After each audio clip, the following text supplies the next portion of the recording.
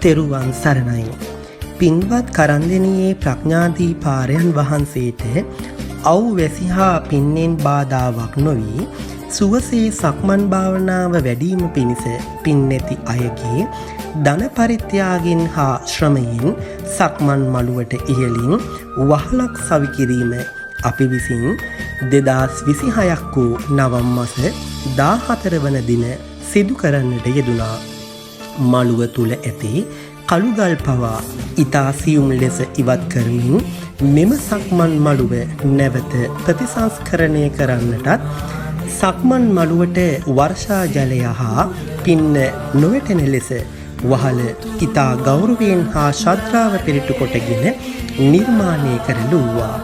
එලෙස නිර්මාණය කොට ඉදිකරා වූ සක්මන් මළුව තුල පින්වත් කරන්දෙනියේ ප්‍රඥාදීප ආර්යයන් වහන්සේ සක්මන් භාවනාව වැඩිමත් සමග එය සංඝසතු පූජා වස්තුවක් ලෙස ගෞතම බුදුසසුන උදෙසා මෙලෙස පූජා විය.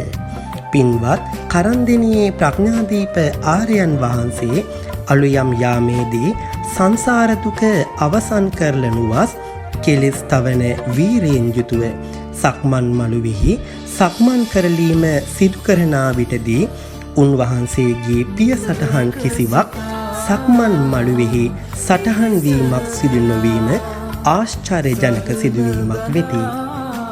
පිය සටහන් වෙනුවට සක්මන් මළුවෙහි අඟල් 4ක පමණ පල්ල රේඛාවක් ලෙසින් සක්මන් කරන මාර්ගය සැකසෙන අතර එම රේඛාවෙන් පිටතට මොනියම් මොහොතකදී හෝ උන්වහන්සේගේ පිය සටහන් සනිටුහන් වීමක් සිදු නොවිති.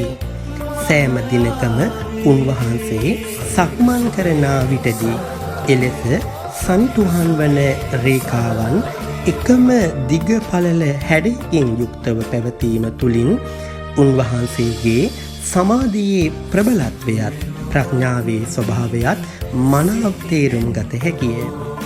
මෙලෙස ඔබ මේ දකින්නේ උන්වහන්සේ එලෙස අලුයම් කාලයේදී සක්මන් මළුවෙහි සක්මන් භාවනාව වඩන ආකාරයත් එලෙස සක්මන් කරලීමේදී සනිටුහන් වන්නා වූ රේඛා මාර්ගයතිය. මා හිමිදිරි උදැසන යාමේදී උන්වහන්සේට හීලදානය පූජා කරලීමට යන අවස්ථාවේදී දුර සිට මෙම දර්ශනයන් මාගේ දුරකථනයෙහි සන්හිටුහන් කරගනු ලැබුවේ උන්වහන්සේගේ අවසරයකින් තොරව හා භාවනාවට කිසිදු බාධාවක් නොවන ලෙසය. භාග්‍යවත් ගෞතම බුදුරජාණන් වහන්සේ දේශනා කළා වූ නිවන් මාර්ගයේ නිවැරදිව පිළිවෙත් පුරා බවුන් වඩන මෙවැනි සිද්ධියුම් කළ අභිඥාලාභී යතිවරයාණන් වහන්සේලා වත්මන තුල වැඩ වාසය කරලීම හුදි අපගේ පරම භාග්‍යයක් මෙන්ම ලාභයක්ම වන්නේය. මෙලෙස සක්මන් මළුවට ඉහළින් වහලක් ඉදි කරලීමට අල්ප මාත්‍රයකින් හෝ වචනයකුදු දායකත්වය ලැබුවේ නම් ඔවුනට අත්වන්නා වූ කුසලය කුමක්ද යන්න උන්වහන්සේගේ සක්මන් කරන ඉරියව් වලින් පවා ඉඳුරා කිව හැකිය. මෙලෙස අප විසින් රැස් කළා වූ මේ පින් සියල්ලන්ටම උතුම් වූ නිර්වාණය අවබෝධ වීම පිණිසම හේතු වේවායි ගෞරවයෙන් අනුමෝදන් කරමි. තෙරුවන් සරණයි.